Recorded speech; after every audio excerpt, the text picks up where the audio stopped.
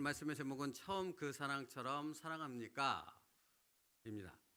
여러분, 이 질문은 사람과 사람 간에 나누는 얘기가 아니라 하나님께서 하나님의 사랑하는 자녀를 향해 질문하시는 것입니다. 처음 그 사랑처럼 사랑합니까?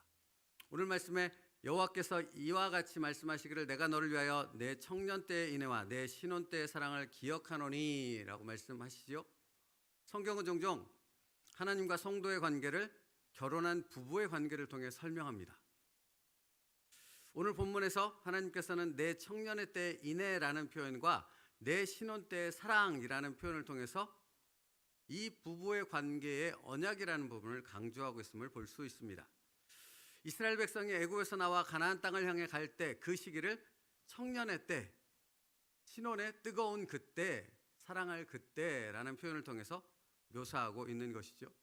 그런데 여기서 내 청년의 때 인내라는 그 표현 속에 인내라는 말은 히브리어로 우리가 잘 알고 있는 헤세드라는 단어를 사용하고 있습니다. 헤세드는 사랑이잖아요. 은혜잖아요. 그러니까 좀 더 정확하게 표현한다면 하나님의 언약에 근거한 사랑을 의미할 때 헤세드라는 단어를 씁니다. 여러분, 부부는 서로 뜨겁게 사랑함으로 결혼하죠. 여러분도 그렇게 결혼하시지 않으셨습니까? 뜨겁게 사랑하지 않는다면 결혼할 이유가 없죠. 뜨겁게 사랑하니까 결혼까지 이르게 되는 것입니다. 그래서 결혼을 하면 무엇합니까? 서로 언약을 맺지요. 많은 사람들 앞에서 서로 결혼의 언약을 맺음으로써 부부가 됩니다. 그렇다면 이 결혼의 언약을 맺은 부부는 앞으로 살아갈 결혼의 삶 가운데서 무엇을 신실하게 지켜나가야 합니까? 많은 사람들 앞에서 서로 약속한 이 언약을 신실하게 지켜나가야 할 의무를 갖는다는 것입니다. 그게 부부입니다. 그러니까 결혼했다라는 것은, 부부가 함께 살아간다는 것은 단순히 사랑한다라는 의미를 담고 있는 것이 아니라 그 사랑한다는 의미 속에는 신실하게 자기들이 서로 지키겠다고 약속했던 그 언약을 지켜나가는, 바로 그 사랑을 실현해 나가는 삶을 살아가는 것이 부부입니다. 그래서 부부는 특별한 것입니다. 그런데 이 부부의 관계를 통해서 하나님과 우리를 설명하고 있다고요. 청년의 때의 인애란 바로 그것을 의미하는 것입니다. 서로 뜨겁게 사랑하여 결혼함으로 맺게 된 그 언약을 쌍방 모두가 함께 지켜야 한다는 겁니다. 제가 쌍방이라는 말을 이 새벽에 강하게 강조했습니다. 그죠? 쌍방이 서로 지켜나가야 한다고요. 그러면 여러분, 먼저 살펴봐야 될 것은 하나님의 그 사랑, 하나님께서는 언약을 어떻게 지키셨는가 하는 부분을 살펴봐야겠죠. 쌍방이니까. 하나님은 먼저 그것을 말씀하지 않겠습니까? 여기 그 강조된 표현 속에 내 신혼 때의 사랑이라는 표현 속에는 그러므로 한결같은 사랑을 의미하는 거예요. 한결같은 누구의 사랑? 하나님의 사랑. 하나님의 사랑은 한결같지 않습니까? 우리가 때로는 토라져서, 우리가 때로는 오해해서 하나님의 사랑을 잘 알지 못하는 무지함 속에서 하나님 어찌하여, 하나님의 사랑은 어디 가고, 이런 상황들, 이런 일들이, 이런 아픔들이, 이런 고난들이 내 삶에 있습니까? 라고 불평해도 하나님의 사랑은 어떠합니까? 한결같지 않으십니까? 우리의 부족함과 우리의 연약함, 그로 인해서 우리의 민낯을 드러내는 그런 불평과 원망이 있을지라도 우리를 향한 하나님의 사랑은 한결같다라고 성경은 분명히 우리에게 보여주고 말씀하고 있다는 것입니다. 그러므로 여러분, 언약을 지키시는 하나님의 신실한 사랑은 어린아이들이 하는 풋사랑과 같지 않습니다. 한결같은 그 깊이를 알 수 없는 한없는 사랑, 신실한 사랑이라는 것입니다. 우리와의 그 언약을 지키기 위해서라면 하나님께서는 그 언약을 지키기 위해 당신의 모든 것을 다 내어놓을 수 있는 바로 그 사랑입니다. 하나님의 사랑. 그래서 여러분, 번제는 재물을 이렇게 잡아서 둘로 쪼개죠. 둘로 갈라놔요. 이렇게 벌려놓는다고요. 그래서 이렇게 놓죠. 그리고 그 사이로 뭐가 지나가요? 불이 지나가는 거예요. 이거는 언약을 상징하는 거예요. 어떤 언약? 이 재물을 걸고 이 사이로 불이 지나감을 통해 여기에는 생명이 걸린 언약이라는 것입니다. 쌍방이 이 언약을 지키기로 서로 약속했는데 이 약속을 지키기 위해 뭐까지도 다 바치겠다는 거예요. 이 언약을 지키기 위해 생명까지도.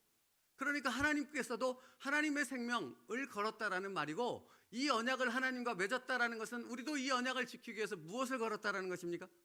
생명. 그것이 번제가 갖고 있는 상징적 의미인 것입니다.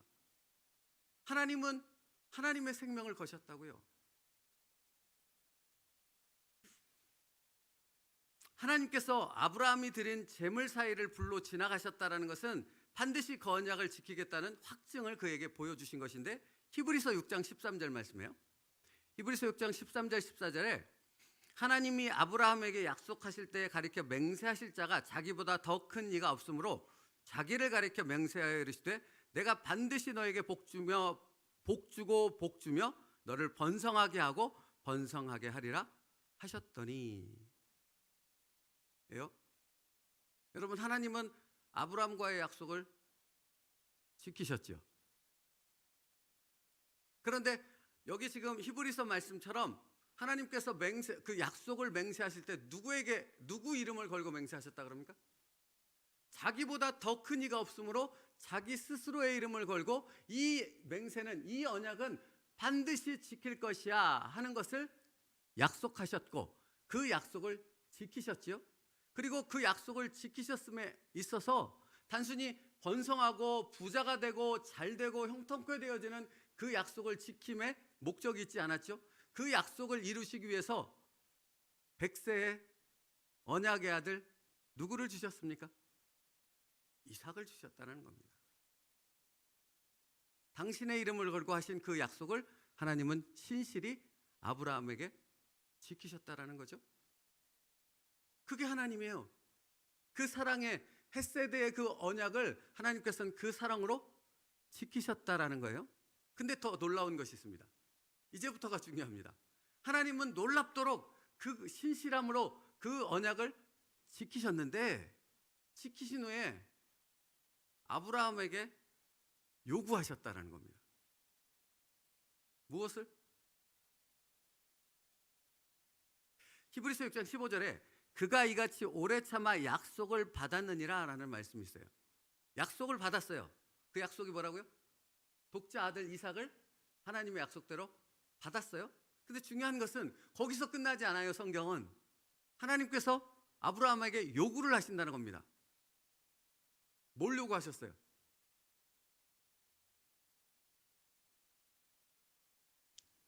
하나님이 뭘 요구하셨어요?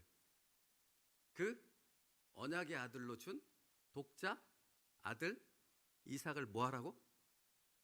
번제로 바치라고. 여러분, 그러니까 지금 오늘 드리는 이 말씀을 여기 믿음 안에 여러분이 알고 있지 않으면 아들 이삭을 바치라고 하신 하나님의 요구가 절대로 이해가 될 수 없어요. 그런 말도 안 되는 요구를 하나님이 하시는 거야, 이거밖에는 될 수 없으나 신실한 하나님의 언약, 그 결혼의 언약, 쌍박이 지켜야 될 그 언약, 그것을 신실하게 지키신 하나님께서 그 쌍방의 한쪽인 아브라함을 향해 뭘 지금 요구하고 계세요? 내가 한없는 사랑으로 너에게 이 언약을 신실하게 지켰듯이 너도 나에게 무엇을 지키라고 요구하는 것입니까? 언약을 지키라고 요구하시는 것입니다. 이 언약은 쌍방이니까요. 그때 이 언약은 완벽해질 수 있는 거거든요. 그런데 하나님은 그냥 요구를 하신 것이 아니라 신실하게 그 언약을 지키신 후에 아브라함에게 다시 또 그것을 요구하셨다라는 것이잖아요. 이 언약을 완벽하게 성취하시기 위해서입니다.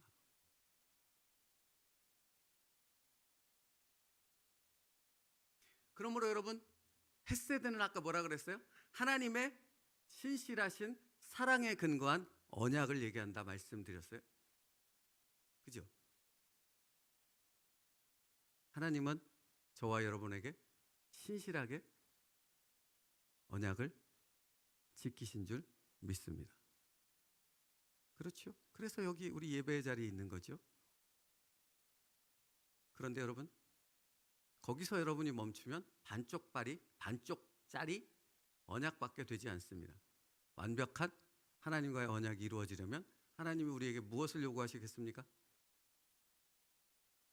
아브라함에게 이삭을 요구하셨듯이 우리에게도 동일한 것을 요구하실 줄 믿습니다. 그게 언약의 완성이기 때문에 그런 것입니다. 그러니까 그 말은 이런 것이 되는 거예요. 단순히 무언가를 요구한다. 내 돈을, 내 시간을, 내 재능을, 내 어떤 것을 요구한다. 여기에 포인트가 잡혀 있는 것이 아니잖아요. 내가 너를 뜨겁게 사랑하듯이 너도 나를 어떻게? 뜨겁게 사랑하길 원한다라는 것입니다. 그 뜨거운 사랑은 입술의 사랑으로 될 수 없는 거죠. 그렇죠? 아브라함의 사랑은 그냥 하나님 사랑합니다, 이 입술의 사랑이 아니었어요. 아브라함에게 아들 독자 이삭, 그것도 그 독자는 하나님의 약속이 성취될 수 있는 상속자 아들 아닙니까? 근데 그 아들을 바친다라는 것은 그 모든 약속의 언약을 하나님이 신실하게 이루어 가실 것을 아들을 번제로 바침에도 불구하고 하나님이 그것을 이루신다는 것을 분명히 이 아브라함이 믿음으로 확신했다는 의미가 아니겠습니까? 그게 바로 뜨거운 사랑이에요. 그러니까 여러분, 하나님은 무언가 물질적인 요구를 우리에게 요구하는 것이 아니라 그 뜨거운 믿음의 사랑을 하나님 앞에 드릴 수 있는 그 믿음, 그걸 우리가 갖고 있느냐, 그 뜨거운 사랑을 갖고 있느냐, 그 뜨거움이 아직도 계속되고 있느냐라는 것을 날마다 우리에게 물으신다라는 것입니다.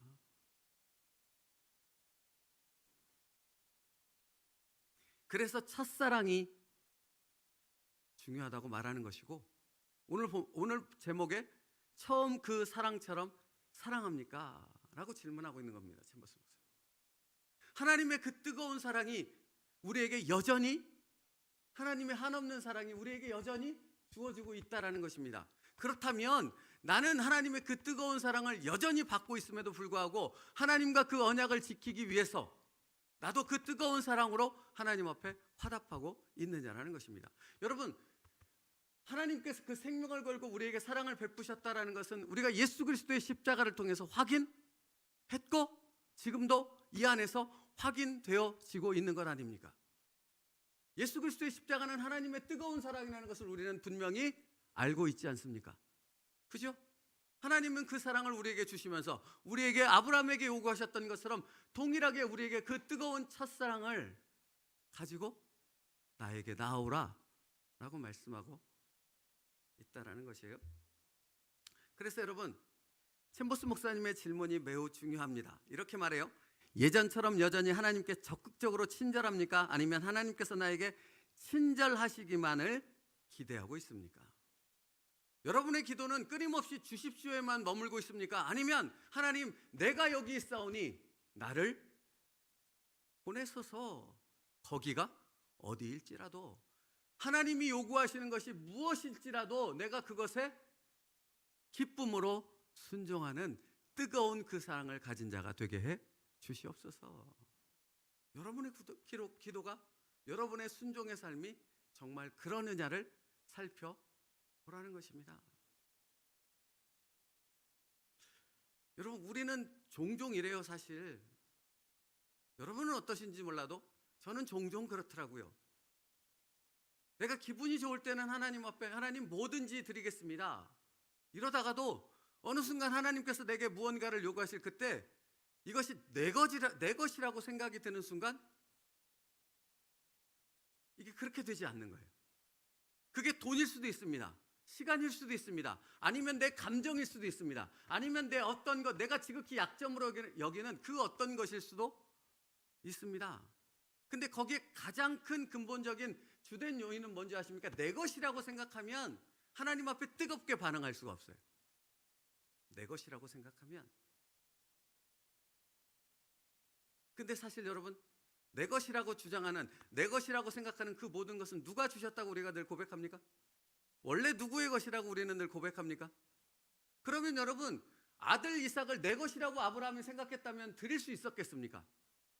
자신의 어떤 하나님의 약속에 따르는 바다의 해변의 모래같이, 바다의 하늘의 별같이 그처럼 많아지는 그 성취, 번성케 되어지는 것, 그 어떤 목적에만 욕심을 가지고 있었다면 아들 이삭을 하나님이 드리라 했을 때 아브라함이 바칠 수 있었겠냐고요. 내 것이라고 생각하는데 절대 그럴 수 없다고요. 절대 그럴 수 없다고요. 근데 아들 이삭은 누구의 것이었던 거죠? 아브라함에게?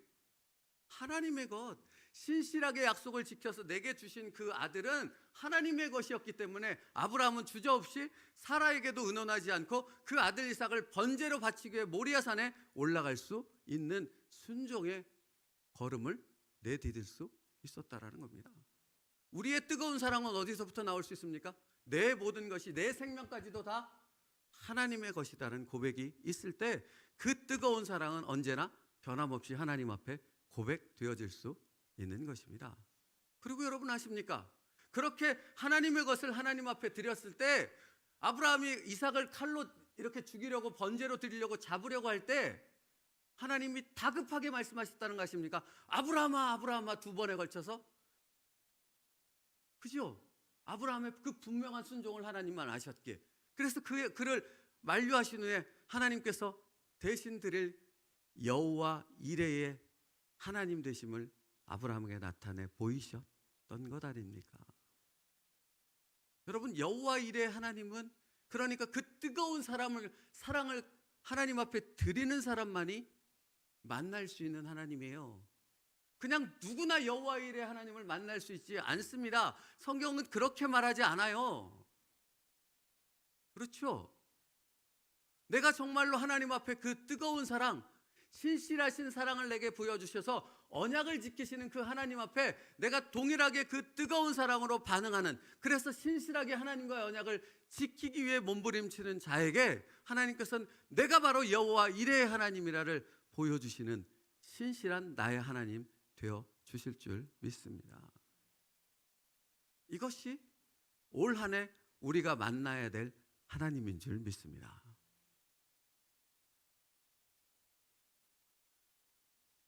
그래서 챔버스 목사님께서 이렇게 말해요. 주님의 마음을 어떻게 기쁘게 할 수 있을까 고민하고 있습니까? 아니면 모든 일들이 내 마음대로 되지 않기에 불평하고 있습니까? 어떤 사람이 감정에 대해서 얘기해요. 아니, 이 감정조차도 내 마음대로 못해요? 맞아요, 내 마음대로 못해요. 하나님의 그 뜨거운 사랑이 무언가를 안다면, 신실하고 하나님의 그 엄청난 사랑의 은혜가 무엇인지를 아는 사람이라면 내 감정까지도 하나님 앞에 신실하게 드리는 것이 내가 드려야 될 하나님 앞에서의 뜨거운 사랑이라고 고백할 수밖에 없거든요. 이렇게 또 얘기해요, 챔버스 목사님. 하나님께서 베푸신 축복을 망각한 영혼에게는 기쁨이 없습니다. 예수 그리스도께서 나를 필요로 하신다고 생각하는 것은 아주 귀한 마음입니다. 그 다음에 요한복음 4장 말씀을 인용해요. 물을 좀 달라. 뭐죠? 이건 누구한테 한 얘기죠? 사마리아 여인한테 한 얘기잖아요. 그렇죠? 여러분, 이 사마리아 여인의 그 예수님을 만났던 그 처음 만남을 얘기하는 것이 아니잖아요. 이 예수님을 만난 여인이 변했습니다. 그리고 자기가 물 들어왔던 그 물동이를 집어 던지고 어디로 들어갔어요? 자기가 그토록 멀리하고 만나기 싫어했던, 그래서 한낮 가장 뜨거운 시간에 물길로 나온 그 여인이 가장 피하고 싶었던 그 사람들을 향해 물동이 던져두고 뛰쳐들어갔다고요. 뭐 하려고? 와 보라, 내가 만난 구세주를 너희도 와서 만나기를 원한다. 이 마음이 어떻게 된 거예요? 예수님의 그 사랑 가운데 뜨거워진 거예요. 그러니까 아무것도 거칠 것이 없는 겁니다. 그 뜨거운 사랑은 무엇이든지 다 예수님께 드릴 수 있는 그 마음의 표현으로 드러났던 거예요. 그래서 와보라 하고 나갔다는 것 아닙니까? 그러니까 물을 좀 달라 하는 그 마음은 그 사마리아인이 예수님을 만난 그 뜨거움 가운데 마을로 뛰쳐들어가서 와보라, 와서 보라 하고 외쳤던 그 뜨거운 마음을 의미하고 있는 거예요. 우리 하나님 앞에 드려지는 우리의 삶의 제사가 날마다 이 뜨거움 가운데 하나님 앞에 드려지는 사랑의 고백이 되어질 수 있어야 한다는 것입니다. 말씀 마치겠습니다. 그러니까 여러분, 가만히 오늘 묵상하며 하나님 앞에 기도할 수 있는 우리들 되어지길 원합니다. 하나님께서 우리에게 요구하는 것이 뭐겠어요? 여러분의 돈이겠어요? 여러분이 가진 어떤 외적인 그런 것이겠습니까? 아니요, 그렇지 않다고요. 하나님이 뭐가 없어서 그걸 요구하냐고요? 하나님이 돈이 없어서 여러분에게 11조를 요구하겠습니까? 그렇지 않다고요. 하나님이 요구하시는 것은 내가 너를 뜨겁게 사랑한 것 같이 너도 나를 뜨겁게 사랑하길 원한다. 그런데 여러분 아십니까? 성경에 여러 차례 걸쳐서 하나님은 우리가 하나님을 뜨겁게 사랑하는 것이 무엇인가를 명확하게 신구약을 통해서 말씀하고 계시다는 것이죠. 우리가 하나님을 뜨겁게 사랑하는 것은 어떻게 표현돼야 합니까? 내 이웃을 내 몸과 같이 사랑하라. 내가 너희를 사랑한 것 같이 너희도 서로, 그게 하나님을 뜨겁게 사랑하는 거예요. 그게 하나님을 뜨겁게 사랑하는 거라고요. 네? 이걸 놓치지 마시라고요. 어떤 분들은, 그러니까 록펠러가 생각나네요. 록펠러는 훌륭한 사람 아니에요. 노동자들, 자기 직원들의 그 월급들을 제대로 주지 않고 그걸 착취해가지고 10의 9를 드리면 뭐 하겠습니까? 그게 하나님을 기쁘시게 하는 겁니까? 하나님을 뜨겁게 사랑하는 겁니까? 천만에요. 하나님의 원하는 사랑은 무엇입니까? 그들에게 하나님의 사랑을 전하는 겁니다.